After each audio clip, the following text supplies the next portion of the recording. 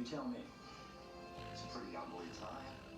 My granddaughter gave me this tie. My nephew gave me an ashtray made at summer camp. Get away from me. Somebody throw this guy out of the building.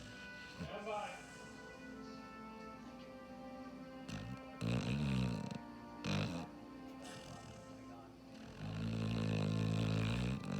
Never felt like this before. It doesn't go away.